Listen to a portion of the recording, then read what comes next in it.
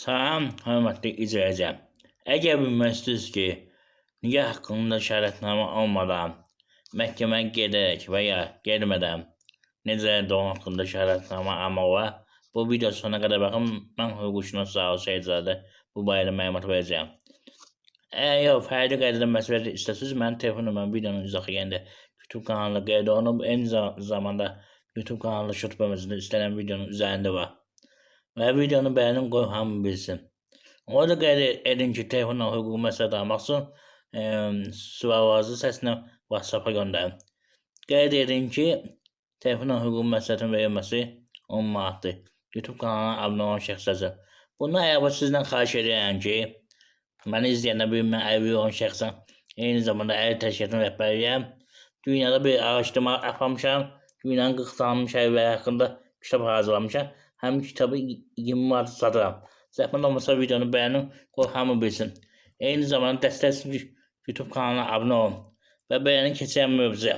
Hörmətli izləyicilər. Əvvəlcədən onu qeyd edin ki, videonun bir hissəsi short kimi YouTube kanalına qeyd olunur və videonun tam adı üzərində yazılır və qeyd olunur ki, tam video YouTube'da. Həmin adına axtarıb baxa bilirsiniz, əgər short bölməsinə baxırsınızsa. Və bəyan edildiyin kimi keçən mövzuya. Birinci yol ondan ibarət ki, nikahın olmamamı asılı olmayaraq, valideynlər hər ikisi özü yaxınlaşa bilər, nikah idarəsinə və ya Hasan xidmətə ata-anada ərizə yaza bilər ki, uşağa şəhadətnamə verin doğum haqqında və mən ata kimi təsdiq edən ki, atası mənə, mən də təsdiq edən anası mənə. Bu, yəni, nikah orada olmadan ikisi də edə bilər. Eyni zamanda, əgər nikah varsa, o halda valideynlərdən biri gedə bilər. Yəni, bələdiyyədə uşağa doğum haqqında şəhadətnamə almağa.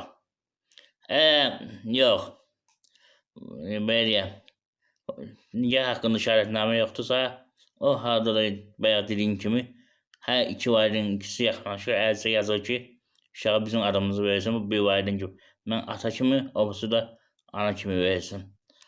Yox, əgər ata özü gəlmirsə, o halda nəzərə alın.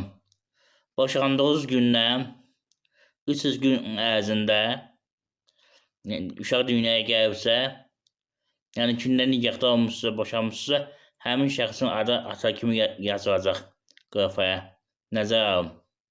Yəni 300 gün keçməlidir, ondan sonra siz məhkəməyə müraciət etməlisiniz. Ata gəlib orada razılığını bildirə bilər ki, həqiqətən atası mənəm və ya həmin